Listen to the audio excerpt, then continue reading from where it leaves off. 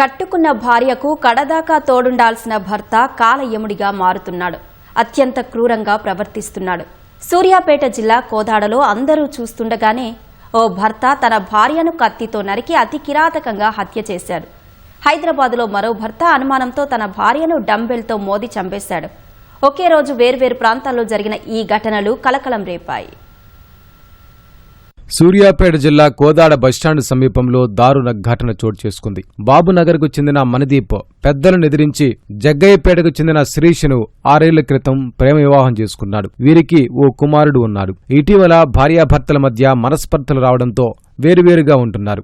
భార్యపై కోదాడ పట్టణ పోలీసులకు మనదీప్ ఇటీవల ఫిర్యాదు చేశాడు. బుధవారం మధ్యాహ్నం శిరీష తన పెద్దమ్మతో కలిసి స్టేషన్కు రావడంతో ఇరువురికి సీఐ శివశంకర్ కౌన్సిలింగ్ ఇచ్చారు. తిరిగి వెళ్తున్న క్రమంలో బస్టాండ్ ఎదుట టీ స్టాల్ వద్ద ఆటోలో శిరీష కూర్చుని ఉంది. ఇదే అదునుగా భావించిన మనదీప్ తన వెంట తెచ్చుకున్న కత్తితో విచక్షణ రహితంగా కడుపులో పొడిచాడు. స్థానికులు నిలువరించే ప్రయత్నం చేసినా ఫలితం లేకుండా పోయింది. తీవ్ర రక్తస్రావమైన శిరీషను స్థానికులు కోదాడ ప్రభుత్వాసుపత్రికి తరలించగా అప్పటికే మృతి చెందినట్లు వైద్యులు నిర్ధారించారు.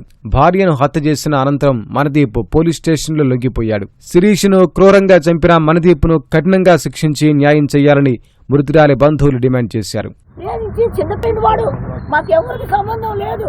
ఆ రోజు కూడా ఇక్కడే మాట్లాడుకున్నారు అందరూ.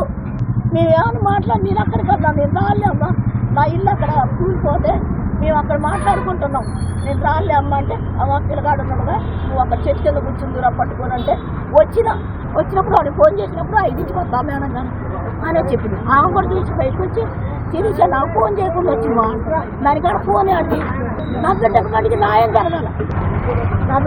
న్యాయం జరగాల, అదొక్కటే నాకు. హైదరాబాద్ సనత్ నగర్ పోలీస్ స్టేషన్ పరిధిలో మరో ఘోరం జరిగింది. భార్యపై అనుమానంతో కోపోద్రిక్తుడైన భర్త ఆమెను డంబెల్తో కొట్టి చంపేశాడు.